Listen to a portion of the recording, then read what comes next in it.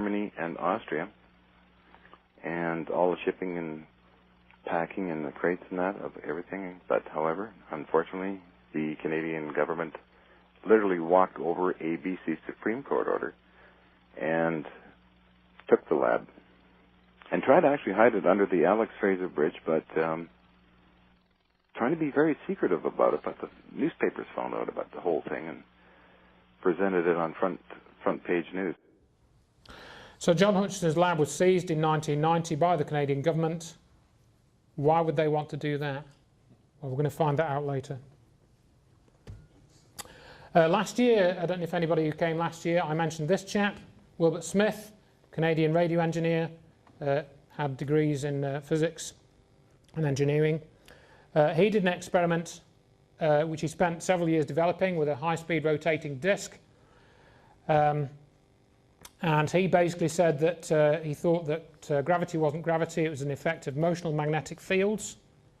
Now, it seems very unlikely that with the experiments that Smith did, because he became superintendent of radio regulations for the Canadian Department of Transport in the late 50s. He's a very good experimental scientist. He wouldn't mess this up. He measured a 1% loss in the weight of things that he did with his experiment. Yeah, and I put this slide in more recently.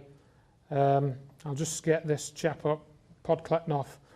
In 2002, Boeing, the aircraft manufacturer, of course, approached Eugene Podkletnov to work with them on further research into blocking gravity. I think this was Project GRASP, I think it was called. He was also doing experiments with a force beam. A lot of the information is decidedly sketchy. It seems that, again, this seemed to sort of go underground. I'm not sure where Podkletnov is now. Not much has been heard of him, I think, since 2004. Ning Li, she worked at the University of Alabama. She's also seems to have disappeared, sort of, or gone off the radar screen. I've got a clip of Podkletnov. Again, the audio quality is not great, but we'll give it a go.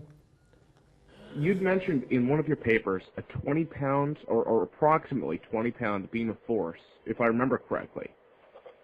Yes. That's been capturing a lot of interest lately. You know, the media was initially interested in the rotating superconductor, and eventually it ran its course, at least in the American media, and they weren't sure where to go with it. But you know, the second experiment didn't quite grab the media in the same way, and I think the reason was they just weren't really prepared for it. They weren't looking for it, but the results were much more profound. Instead of a 2% reduction in weight, you would actually notice a beam of force that was knocking over things in the lab, right? Yes, so we are in fact discussing two types of experiments that I made during the last 10 years. The first experiment was with high-speed rotating ceramic discs made of superconductors. And at extremely high rotations, I mean the speed close to 30 or 40,000 rotations per minute and even higher, we can get the reduction of weight up to 9%, and in some cases even more, but this process becomes uncontrollable, so it's difficult to deal with it. So it's one experiment, and the other experiment, which was called gravity impulse generator. This is also a special superconducting material which is put into magnetic field, and then we have a high voltage discharge of several million volts, and then we can create a wave in the space. The properties of these waves are very close to gravity waves, so we are practically sure that it is the same thing as gravity, and these impulses can be forwarded to any direction in space, and they are able to push different objects on their way of propagation. So if we speak about the detailed mechanism of these events, we are still working on it. So you get the idea of that. Again, high voltage, rotating superconductors, same type of sort of things that are used in the experiments. Now we're going to switch to something completely different, Coral Castle, which only a few people seem to have heard of. It's become a bit more known about it since I first put this presentation together, and I've got a news clip about it. I tried to get a better one for this talk today, but I couldn't find a better one. I've got an older news clip. I don't know when it was filmed. It's very low quality, I'm afraid, but hopefully you'll get the gist of it. It's basically Coral Castle. I think this was probably built using some type of anti-gravity levitation technique that Edward Leeds Scarling actually knew the secret of. He built this in secret, and it's a huge place for one man to have built anyway. I'm Todd Tongan, and tonight the 10 Taxi heads to Homestead and the Coral Castle. This South Florida tourist attraction not only wows visitors, but some age-old documents may provide some clues to a more efficient alternative energy source. The story's just ahead.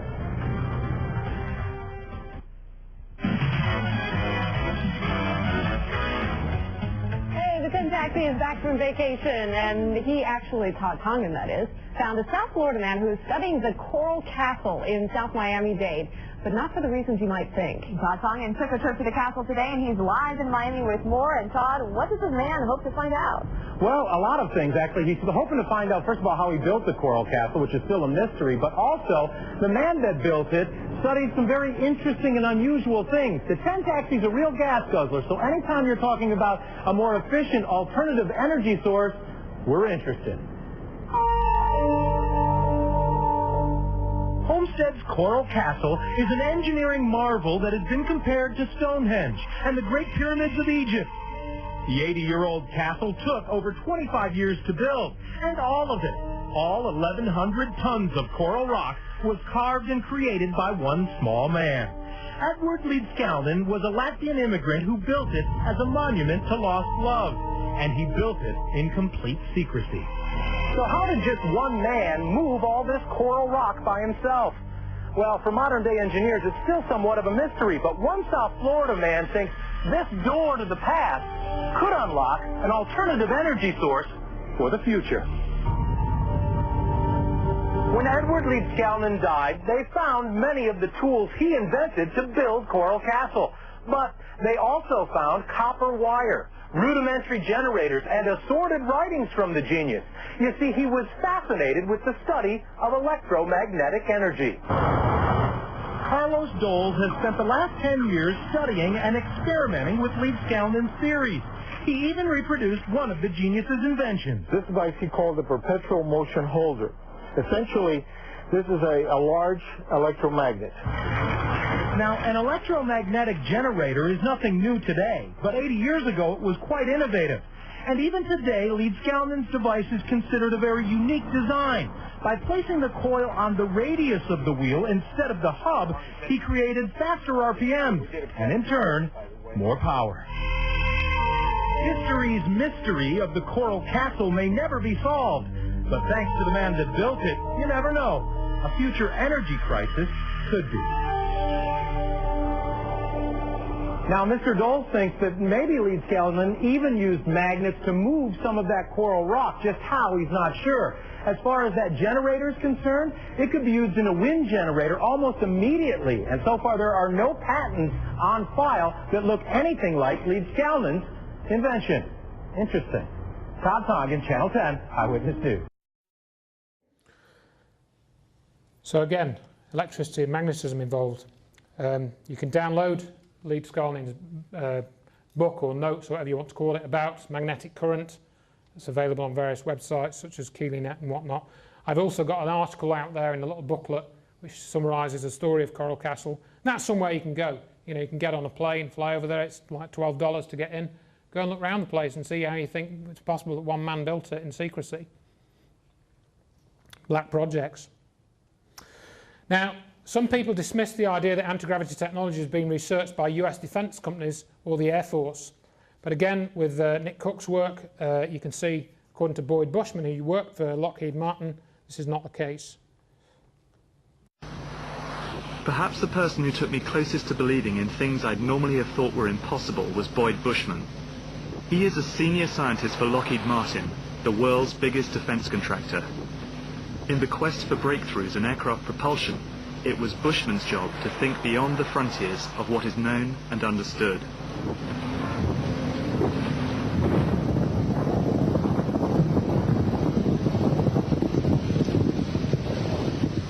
Doing what he did, I strongly suspected that he lived on the fringes of the black world. Perhaps nervous of what he could and couldn't say, he certainly seemed to talk in riddles. I believe that nature does not speak English. What nature tells us is what must be honored. It has been talking to us in many domains, and we have data sets that we're still trying to understand. But I can't talk to all the theoreticians because there don't exist theories where I am. What we have is wonderful, and it comes from miracles occurring. But that we will see will not be what we have. And I therefore tell my team, if you know anything, I really don't want to talk to you, because everything we know has already gone to production. Now, if there's something you kind of wonder, or if you think of, or etc., let's take those steps to the future. And that's what we always have to do, is walk literally. Kind of a lonely walk, but a very, very rewarding walk, to listen where languages are not taught and verbalization is not used, but we have to learn its language.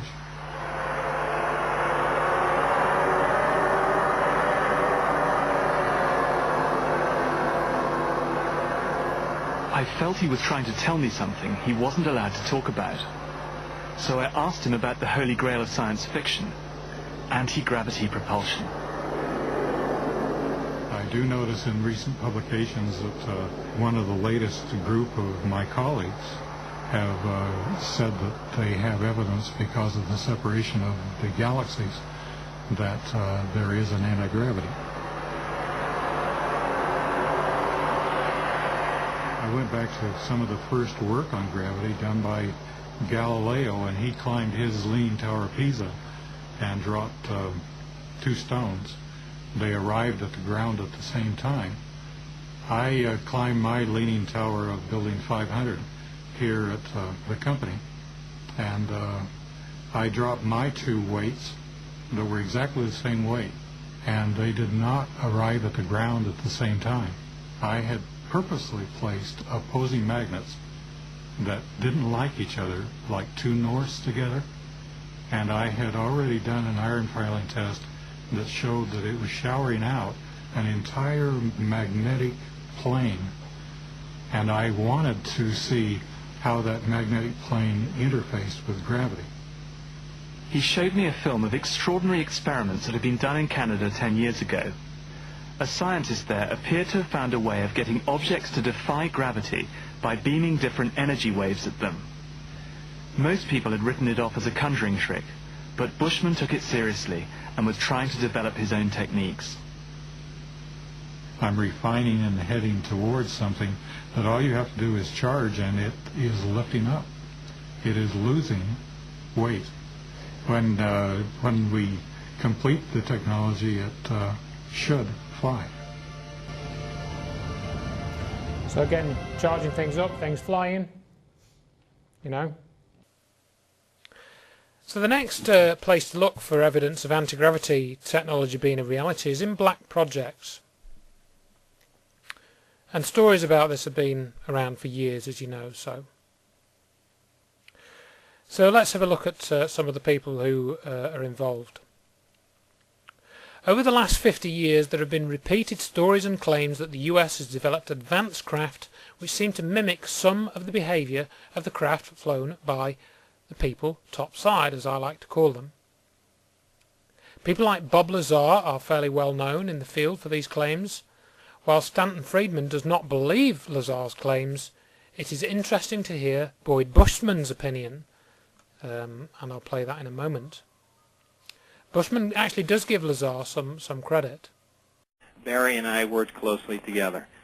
Now this is also the first time that my supervisor left me alone with Barry, and you know, this is where the learning process essentially began. These craft are not extraterrestrial. The scope, the aim of our project is now to back engineer these craft, or this one particular craft, with the intention of duplicating it, or duplicating the subsystems within it, using earthly materials. So that was the project. Were you told that you were going to be working on one specific area of back engineering, or were you going only? Only? Yes, Really, only? Power and propulsion system, and everything else was essentially off limits. Meaning you couldn't even touch it? No, couldn't touch it. However, I did get to go on the craft one time, and this was for the express purpose of only seeing the placement of the reactor and how the gravity amplifiers worked, how the emitters moved freely underneath on the primary level, and just how all the subcomponents, fit together. In the room, this is a lab off the main hallway, okay. And in the room is one of the reactors from one of the crafts and one of the amplifiers from one of the crafts also. How big are these? The reactor, I would imagine, is about 2 feet, somewhere between 18 inches, 2 feet, somewhere in that general area. Odd-looking thing. Has a bottom plate and then half of a sphere on top of it. The amplifier itself is about 2 feet in diameter, probably 4 feet long, cylindrical shaped, with something that would look like plates on the outside of it, black in color. These are very unusual, and essentially hollow, very, very unusual looking devices. This isn't actually the amplifier, though. I always catch myself calling it that. It's the emitter. It's the device that is moved on a pivot, and it's where the gravity wave actually is or emanates from. Quite similar to a horn on a microwave system. Did collectively investigate everything that Bob Lazar went, but not by calling Bob or going through the process. I'm accustomed on the inside of the military that with the high levels of security that I've had,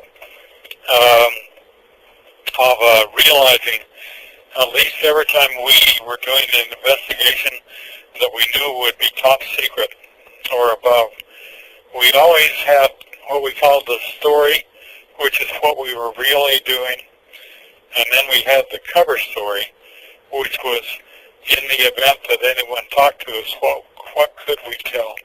What could we tell them that we were doing? And Bob Lazar's stuff fits beautifully as a cover story. As a story, it stinks, but as a cover story, it's fantastic. And they indeed, the items that we identified by independent investigation were that his description regarding his work assignment was absolutely proper. That they allowed to be part of the cover story because they knew that we would be able to verify that. His description regarding element 115 being a potentially stable element was allowed to be part of the cover story. And there turns out to be a zone around 115 that we've known for years, 50 years at least, that there is a stable plateau that points down to the large elements. And about 114 to 118 is good. And it was interesting to me that as soon as Bob Lazar did his thing, in order to have a new element, you have to spend about $6 million, I should say, $6 billion to $1 billion. And as at the when Bob Lazar leaked his information, or I should say gave the cover story, for his information. We only had on the chemical chart element 109.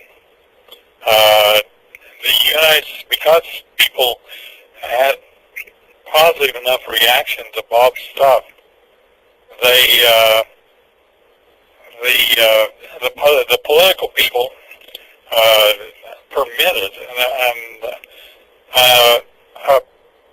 a great deal of money to be expended in the United States, and they also gave a great deal, and I'm talking about larger than billions of dollars, to the CERN collider as well as on into Russia. Between Russia, CERN, and us, we now have on your periodic tables up to element 118. Now it's interesting to me that they said that they got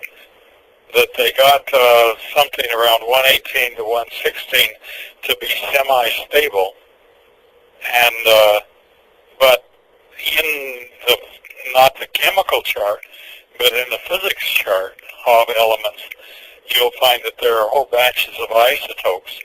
I suspect that the individuals found there to be several isotopes which are stable and usable, and I would suspect that they're probably busy with stable isotopes today, conducting further experiments, which are obviously not going to be released, because that's part of the story, not the cover story.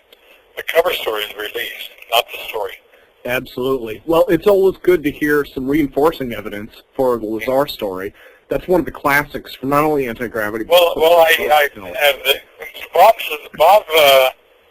acted perfectly proper for a person that is working on a cover story. I've had to use cover stories many times in my life as well, and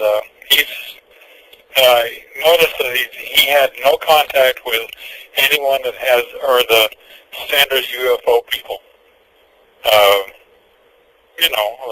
There are plenty of people that have published books about contacting Captain so-and-so as he brought his UFO across the sky, and all of those things exist.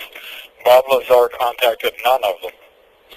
I think that they were fishing to try to get some of us to add some more understanding to their information, breaking through to the story. But I nor any of my friends decided to give them a call. And you understood, Sand, who the great them are. Yeah, well, to switch... They're also supporting Bob quite well, by the way. They made it so his reputation is kind of lousy, but very frankly, he's eating quite well. Yeah. That would also be within what I call a cover story, Craig. Another person who has talked about anti-gravity craft being reality is Disclosure Project witness Mark McCandlish. He testifies to knowledge of ARVs through his friend Brad Sorensen, who has seen these vehicles displayed at a secret air show which took place, I believe, in the early 1990s at an Air Force base. Perhaps less well known is a chap called Edgar Fouché. He had a top-secret crypto clearance and worked as an engineering program manager and site manager for the US Department of Defense contractors involved in classified development between 1987 and 1995. So this is much more recent sort of stuff. Again, seems to have pretty much disappeared. You don't hear much from him now. I've got a clip of him coming up later if we get a chance to play it. But let's see, yeah. Edgar Fouché,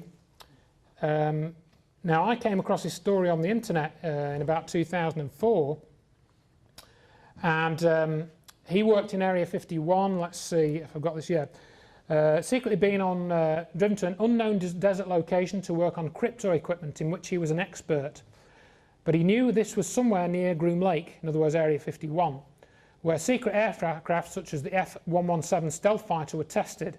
He states that in the late 1970s, when he had to fix some equipment, he came across and inspected a module labelled Direct Orbital Code Link, which contained advanced electronics, much more advanced than was normally available at that time. And the meaning of this was later confirmed in conversations about satellite communications. He states he overheard conversations while working there about something called quasi-crystals, which were enabling technology for communications and propulsion. Now, let me just see if I'll flash this. I read this and I thought, quasi-crystals, you know, come on, you know, you're just making it up. Well, no, he wasn't making it up, because if this will come up in a moment, I don't know if this is going to come up, but it was basically, here it comes, I don't know if this page is still there, there you go, California Institute of Technology, Condensed Matter Physics, quasi-crystals, introduction. So there you go. He wasn't making it up.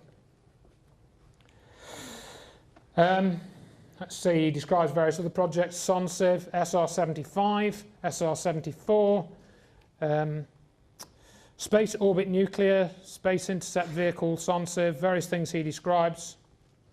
But the most interesting thing he describes is this thing, the TR-3B. And as I say, I've got a clip of him talking about this, and this was actually, I found this in a videotape that I had from 1999, Riddle of the Skies, Channel 4 documentary. Let's see. Operational model of the TR-3B, 600 feet across. Let's see if it's got the... one of Fouché's associates states he saw the TR-3B at Papoose, part of Area 51, hovered silently in the same position for some 10 minutes, and before gently settling vertically onto the tarmac. Times a corona of silver blue light glowed around the circumference of the massive TR-3B. That's what his witness told him. But what intrigued me as well was he gives some of the operational details. The propulsion system was magnetic field disruption, which has been reverse engineered, he was told. Mercury-based plasma, pressurized at 250,000 atmospheres and at a temperature of 150 Kelvin, that's minus 123 centigrade, and rotated, there you go, 50,000 RPM. This reduces the weight of the centre of the craft by about 89%. And increases the manoeuvrability by 89% as well. And he said that that research had been going on since at least 1955. Now, one thing I forgot to mention is the Bushman clip I just showed, where he talked about putting the two opposing magnets together and dropping them. I have a friend in Washington who was told that story by his father in about 1955, the exact same story about putting opposing magnets together.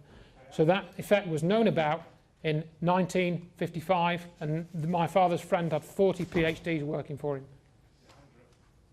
In the old Indian text, Sanskrit text, the Vimanas are always powered by... I've got a clip about that. Yeah, Mercury and Vimanas, I've actually got a clip about that. Yeah, it's come up 3 times from completely different areas of research. Yeah, thank you, Nick. So, we've been through a lot of stuff very quickly. I rather like this, though. Somebody sent me an equation once when I was discussing this with somebody a few years with somebody by email. That's what I think is one of the things that happened. One of the things that's happened. Let's see how we're for time. This is quite a long clip. I've got about 6 minutes of clip here, so it's going to be a bit long, I think. I'll play a bit of it, as soon as Nick brought it up.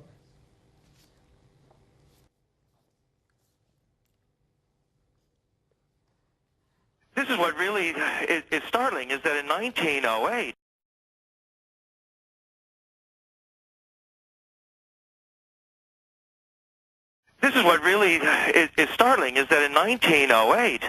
the Royal Library of Baroda, which is in central India, they were going through a bunch of the old manuscripts in there, and some of them were 2,000 years old, and they found a book, and that book is called the Vaimanika Shastra, and it was written by a guy named Maharishi Bharadwaja, and he wrote this 2,000 years ago, and he said right in his book that he was compiling this from earlier books that were many, many thousands of years older than this, and that this book, the Vaimanika Shastra, was an entire book, George, that was all about Vimanas. Wow. So here was a book that wasn't just passingly mentioning these aerial ships of ancient India, but was just all about it in great detail. And in fact, it said that there were 4 types of Vimana, the Rukma Vimana, the Tripura Vimana, the Shakuna Vimana,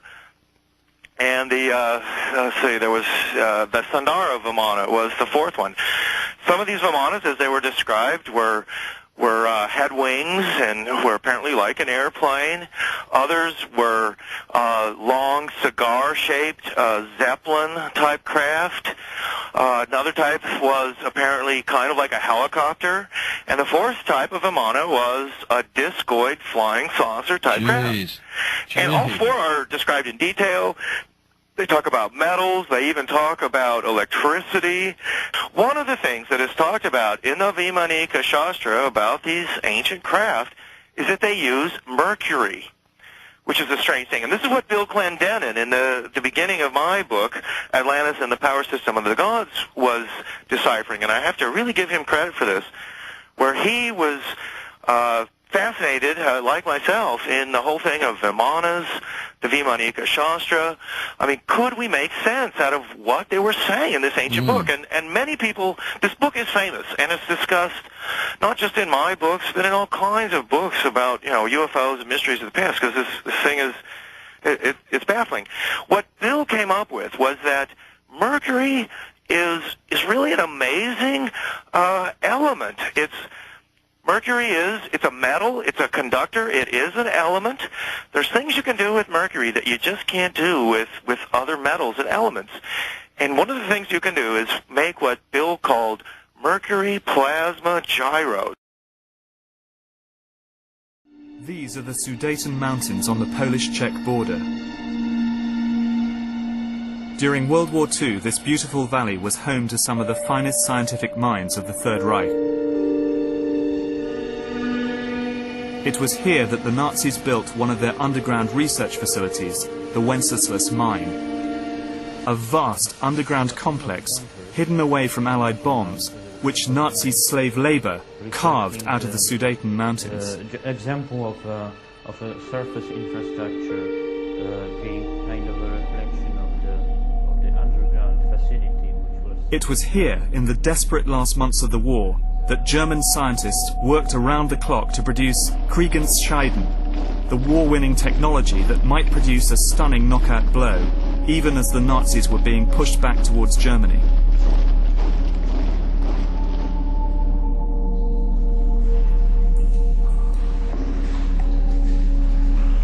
We're now deep into the mountain. Not hundreds of meters, but several kilometers, in fact. This is several kilometers into the mountain. Yes. And this would have been a highly secure, impenetrable assembly site. Exactly, and the secrecy around this place was very exceptional, so that the Allies never found out about it. But the Allies did capture one man who knew all about this place, and he wasn't a token find.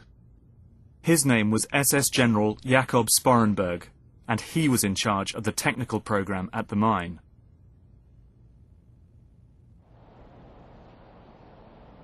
What he revealed astonished his interrogators. Indeed, I find it astonishing 60 years later. He spoke of a secret experiment attempting nothing less than to conquer gravity.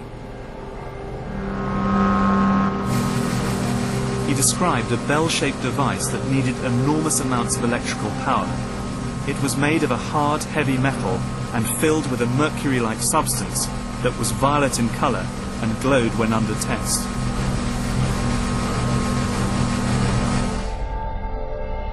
People who worked on the bell suffered from sleep problems and severe vertigo.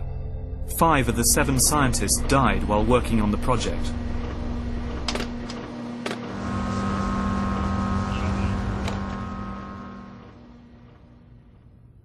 In a memo to Hitler, the scientists wrote, "It is in our opinion that the scientific results ascertained from our experiments with the bell are truly decisive for the war."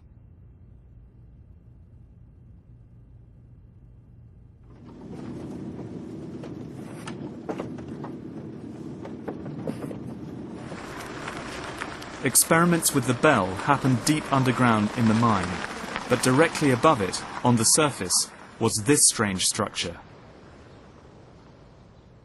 Called the flytrap, it first showed up on an Allied aerial reconnaissance photo in 1944.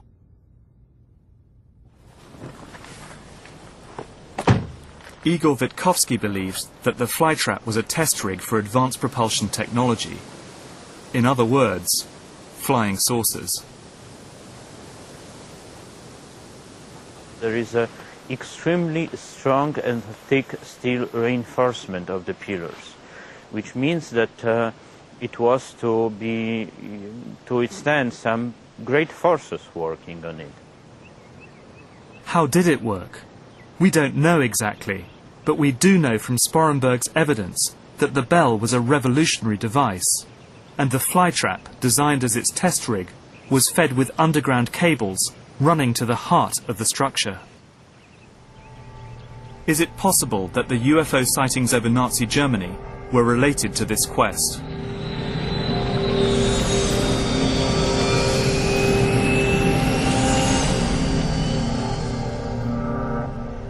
There is a sense here that the Germans were engaged in very highly classified work, and that possibly they were engaged in anti-gravity type programs. What I do know is that many of these bizarre projects like the Bell did not remain in German hands. At the end of the war, they were plundered secretly by the American High Command and taken to the States.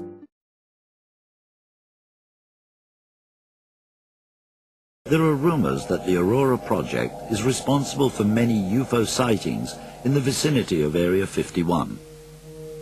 Ball-shaped craft and strange hovering lights. There are those who believe that Aurora has produced a revolutionary breakthrough in advanced technology.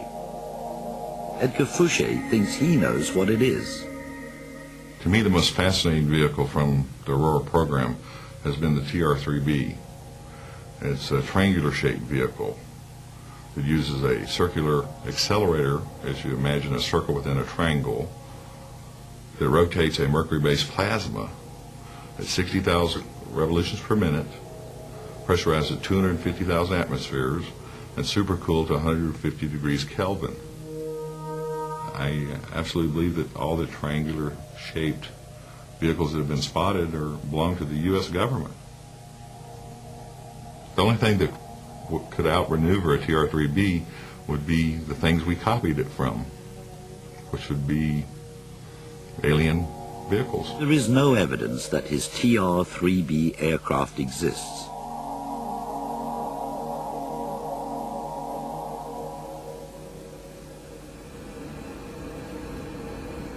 Except that in recent years, unidentified triangular craft with a pulsating light in the center have been seen in various locations around the world.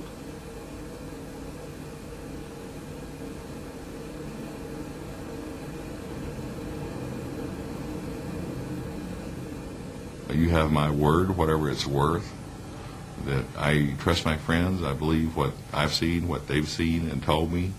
And I believe this technology exists. I'm absolutely convinced.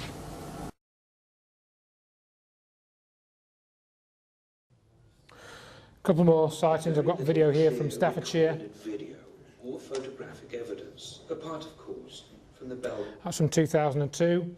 Another thing to look at, John Leonard Walton, his videos, Far Above Space and Time. Check those out. What are they? What the hell are they? Very good question. Nobody seems to have any answers. I think this might be another one. I'm going to play a very brief clip of this. But the results were